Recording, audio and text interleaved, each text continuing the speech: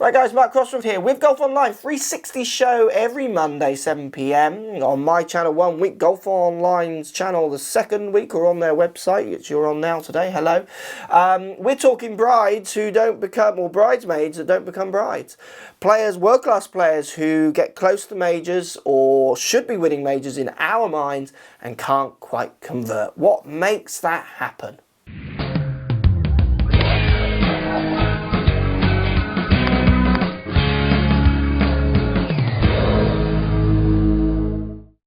Right, so I want comments on this because I know this is always one that gets people going when you post ideas of this around social media. What is the difference? What makes a major winner or a world-class player not be able to win a major? From Montgomery, Sergio Garcia, Ricky Fowler in the Masters just gone. I mean, having an absolute hatful. He was my pick for the tournament and had some great form leading in and just had a nightmare.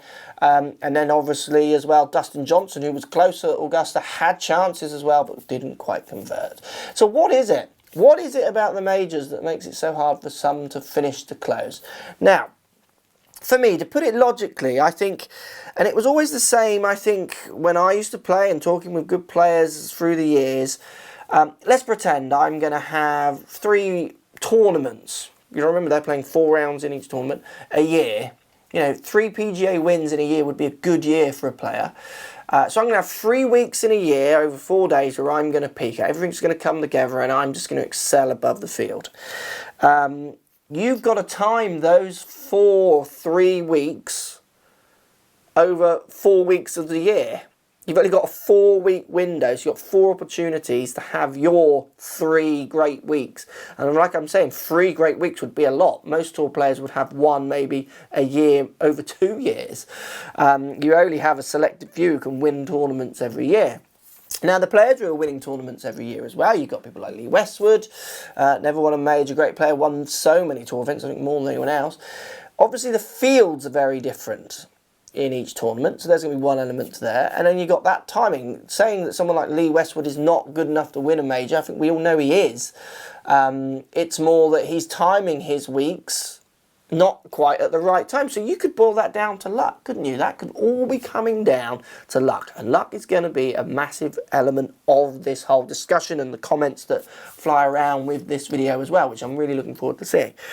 The other things, let's take people like Tiger and Nicklaus, obviously accumulating a massive amounts of major victories. You've got 2 players in their era there who were better than the rest of the field. They had a game that was able to excel over the rest of the field. Not week in, week out, obviously, because there were other players playing in their era who could excel also. But over a space of a year, they were just consistently better. They were better players.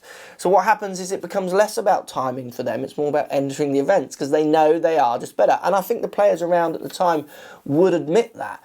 So it's not just the major victories, is it? It's the fact that they are just better than the other players. Tiger and Nicklaus are 2 players that moved golf on. They moved it to a different space. In the distances here, in the disciplines around what they were doing to gain those victories.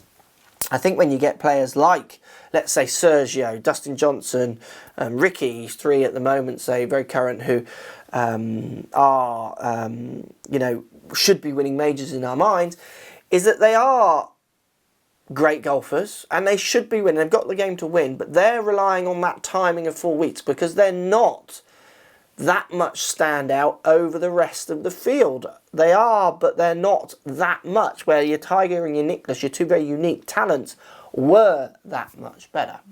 And then there's other things as well which we can't measure, which is desires. Now, I think the most unlucky person, I want to hear the comments down below, was Montgomery. To win the amount of Order of Merits he won in a row, so to consistently be that good, and he came close in a lot of majors to not win one. I would say he is definitely the best player in history not to have won a major. I want to know what yours is. Post your comments down below. I'd love to hear. But I think it's so much more than we understand, certainly as your club golfer, about that timing. Think about it. You might win 1 monthly medal every year, if you're lucky. Maybe 2. So that's how you get your big chops and your handicaps, and you slowly go back up. But you have that 1 year or that 1 week every year where it all comes together.